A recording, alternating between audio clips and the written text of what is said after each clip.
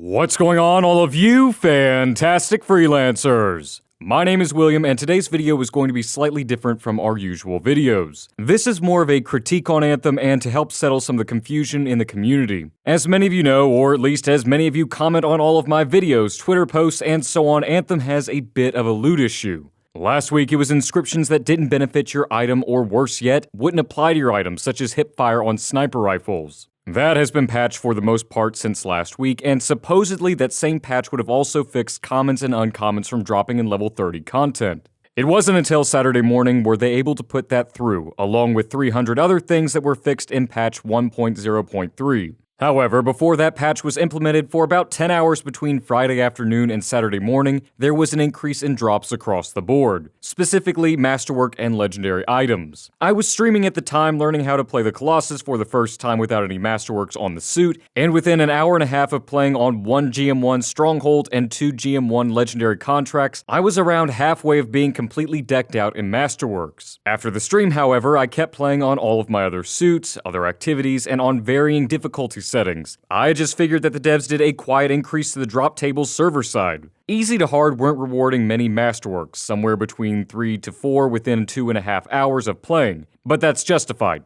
It's easy to hard. Masterworks aren't supposed to be dropping in abundance. But GM1 Strongholds were giving about 3 or 4 in a single run, GM2 were giving about 4 or 5 with a Legendary dropping almost every other time, and while I didn't have a team to go test out GM3 at the time, I was getting reports via my Discord that they were constantly getting Masterwork drops and a Legendary or 2 per GM3 Stronghold. Now, if that sounds fantastic to you and you are wondering why this isn't happening for you right now, the answer is simple. They fixed the unintentional increase. That's right, it was an unintentional increase. It was either a bug or something else that caused the increase. The increase in rewards we were getting were a result of the pre-patch, the same as it was the last time. Which sucks because I felt like we were finally getting rewarded for our efforts, or at least appropriately so. It gave the incentive to play the harder tiers aside from GM1, which is where most of my playtime has resided over the last 3 weeks, and I was being rewarded for harder level content. But since the unintentional increase has been effectively removed, patched, nerfed, whatever you want to call it, GM2 doesn't reward you efficiently enough for you to go and do that difficulty as opposed to GM1, let alone GM3. This lays bare one of the greatest issues with Anthem. The time-reward ratio isn't spectacular right now. Sure, we are no longer getting commons and uncommons, which should statistically mean a minor increase to Masterworks and Legendaries. Now, don't get me wrong, I'm like many of you in the sense that I'm getting slightly worn out over doing the same content over and over again in the high hopes of getting this one specific Masterwork with better drops only to get a pity prize at the end for our efforts.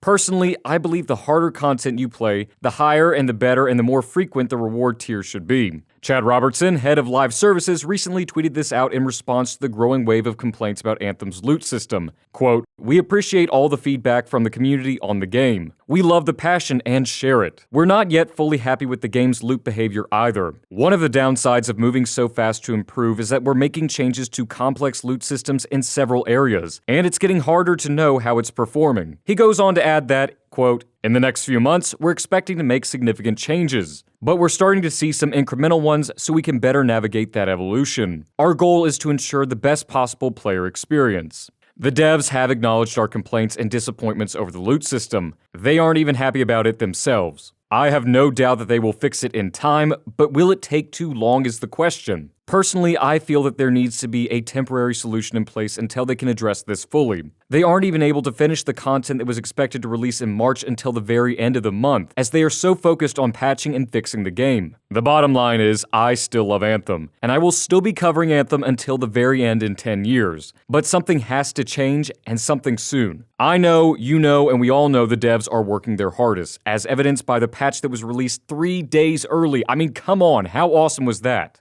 We will be keeping you all appraised of the loot situation as more information becomes available. But what do you all think of the loot problem with Anthem? What is keeping you all going?